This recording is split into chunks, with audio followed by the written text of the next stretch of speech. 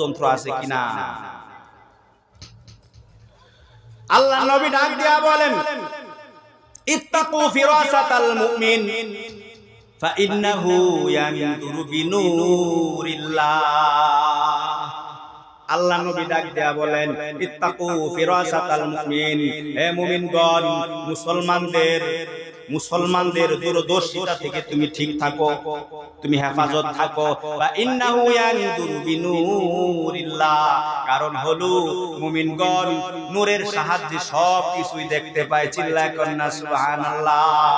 আমার ভাইরা রে, আমার বন্ধুগণ, পর্দার অন্তরালের মা ও বোনেরা রে, হযরত আবু উবাইদা ইবনে জাররাহ রাদিয়াল্লাহু তাআলা আনহু, তিনি একজন আল্লাহর নবীর সাহাবী। তিনি একটা কাজের দায়িত্বে রয়েছেন। তিনি যেমনই হন না কেন, আমার আল্লাহ রব্বুল আলামিন তাকে এই সৎ কাজের মধ্যে সাহায্য করবে। কথা বলেন ঠিক কিনা? আবু উবাইদা সাহাবী রাদিয়াল্লাহু তাআলা আনহু আল্লাহর কাছে সাহায্য চাইলেন, আল্লাহ রব্বুল আলামিন সাহায্য করলেন। তাদের ভিতরে ষড়যন্ত্র সবকিছুই আবু উবাইদা রাদিয়াল্লাহু তাআলা আনহুর ব্রেনের মধ্যে চলে আসলো। চিল্লায় কন্না সুবহানাল্লাহ।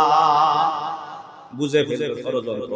সাহাবীদেরকে ডাক দিল, এই সাহাবীরা, সাহাবা খুশিতে বাগবাতুম যে দুর্গের দখল ছাড়ে দিয়েছে, এখন আমরা জয় করে ফেলবো, দখল করে ফেলবো। খুশিতে বাগবাতুম সাহাবীদেরকে ডাক দিল। সাহাবীরা, খুশি হওয়া এখনো সময় আসে নাই, আরেকটু সময় রয়েছে, আসো সামনে আসো। সবাইকে একত্রিত করলেন, একত্রিত করিয়া একটা আয়াত তেলাওয়াত করলেন।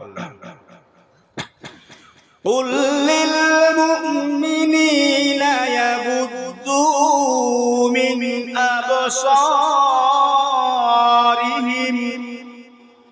ويحفظوا فروجهم। আবু উবাইদা রাদিয়াল্লাহু তাআলা আনহু সাহাবীদেরকে ডাক দেয়া বললেন, সাহাবীরা রে, এই আয়াতের উপর আমল করবা। প্রথমে চোখকে হেফাজত করবা, এরপরে তোমাদের যৌনাঙ্গকে হেফাজত করবা। তোমাদেরকে বুদ্ধি শিখায় দেই, এই গেট থেকে যখন তোমরা কার্যালয় পর্যন্ত যাইবা, প্রশাসনিক ভবন পর্যন্ত যাইবা, তাদের পরিষদ পর্যন্ত যাইবা, এ আমার নবীর সাহাবীরা রে, আস্তে আস্তে আস্তে আস্তে নিচের দিকে তাকায়া তাকায়া পাপা হাঁটি হাঁটি পাপা করে সামনের দিকে যাইবা। ডাইনে তাকাইবা না, বামে তাকাইবা না, কোন ধরনের গুনাহ করবা না, চোখকে হেফাজত করবা, যৌনাঙ্গকে হেফাজত করবা। এইভাবে যদি কার্যালয় পর্যন্ত যাইতে পারো, তাহলে তোমাদেরকে আমি শোনায় দিলাম, বিজয় তোমাদের জন্য সুনিশ্চিত। আমার ভাইরা রে, আমার বন্ধুগণ, পর্দার অন্তরালের মা ও বোনেরা রে, হযরত আবু উবাইদা রাদিয়াল্লাহু তাআলা আনহু যখন এইভাবে বয়ান করে দিলেন, বয়ান করার পর সাহাবায়ে কেরাম রাদিয়াল্লাহু তাআলা আনহুগণ আস্তে আস্তে আস্তে যাইতে লাগলেন। আরেকটা কথা বলে দিলেন, তোমরা ডাইনে তাকাইবা না, বামে তাকাইবা না, কথা ঠিক আছে। যদি মনে করো তারা তোমাদের উপর হামলা করে, তাহলে হামলার জবাব কিন্তু দিতে হবে। ওখানে কিন্তু পিশাবগিরি করা যাবে না, তোমাদের পিশাবগিরি ঠিক রাখবা। আবার খোদার শত্রু জানা আছে, তাদেরকেও তোমরা সেভ করার জন্য চেষ্টা করবা। আমার ভাইরা রে, সাহাবায়ে কেরাম রাদিয়াল্লাহু তাআলা আনহুগণ এইভাবে আস্তে আস্তে আস্তে আস্তে যাইতে লাগলেন। যাইতে যাইতে আল্লাহর কসম খায়া বলি, প্রত্যেকটা সাহাবী নিচের দিকে তাকায়া আল্লাহর নাম মুখে নিয়া আস্তে আস্তে সামনের দিকে যাইতে লাগলেন। ডাইনে তাকাইলেন না, বামে তাকাইলেন না, আস্তে আস্তে এইভাবে যাইতে যাইতে কার্যালয় পর্যন্ত গিয়া পৌঁছলেন। আল্লাহর কসম খায়া বলি, কোন সাহাবী ডাইনে তাকাইলো না, বামে তাকাইলো না। এই কাহিনী দেখিয়া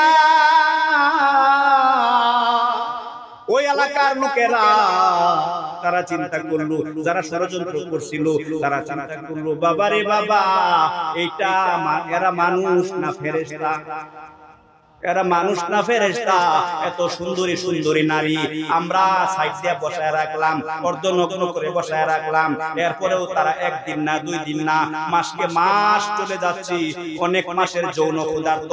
তারা ডাইনেও তাকাইলো না, বামে তাকাইলো না, কোনো কিছুই করলো না, একেবারে কার্যালয় পর্যন্ত চলে আসলো।